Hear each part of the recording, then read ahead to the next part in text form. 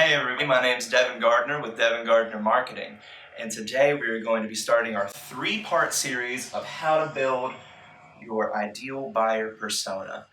Now, why are buyer personas important? Well, in this day and age, we have something magical called the internet, and the internet has allowed tons and tons of small businesses and companies to start with a lot less expense, mind you, than it would have been to use TV commercials and radio ads and whatnot.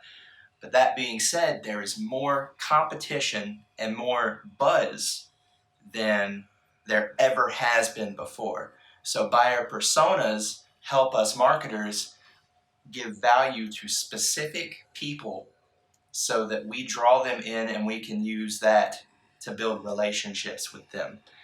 So if you're here already, you probably already have an idea of what a buyer persona is, right? Well, just in case you don't, I got you. We'll break it down. A buyer is someone who buys things from you, all right? They're your consumer. They're the person who gives you money and you give them your service or your product, okay? And then there's the word persona. Now, a persona is the way we perceive somebody. It's the way we perceive their personality. It's who we think somebody is. Now, we take the word buyer and we mix it with the word persona, and you get the way we perceive our ideal buyer's personality and who they are.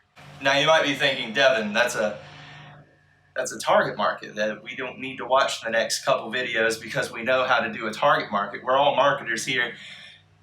It's not a target market, okay? Target markets are when you take demographics and psychographics and other kinds of graphics and you build a broad spectrum of people who would buy your product. So a 30 to 40-year-old man who makes this much a year and does this for a living would benefit our products. I get that, but that's not quite it. It would be best if you just look at this nice little pretty bullseye I drew here. Now, this whole thing represents a target market. Okay, so we got the 40-year-old man who does this for a living and makes this much. Then we got the 43-year-old man who does something else for a living, but he'd still benefit it. You understand what I'm talking about. And right here, that is our ideal buyer, or our buyer persona. That is the specific person we need to cater to. Now, you might be asking, why do we need to cater to him when we can cater to all of this? I mean, sales are sales, right? I mean, that's money. Yeah, I guess money is money, but nowadays we need to give value to people for them to trust us, and we need to build relationships with them. It's not like it used to be where people just bought your service because you might be the cheapest or you might offer something that they would like. It's 2018 when I'm filming this video. It might be 2019 or 2020 when you're watching it. But now is about building relationships with the people who buy from you.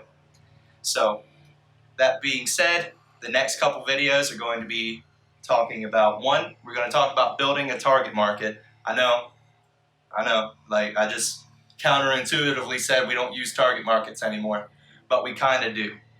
I'll explain that more in the next video. And then the one after that, we're going to be building a buyer persona, and we're going to be using one of my own buyer personas that I use for my company.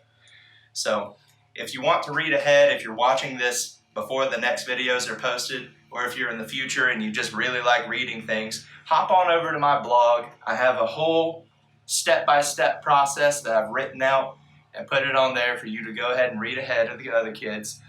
And follow me on the other social medias so you see what else I'm posting. But I will see you in the next video.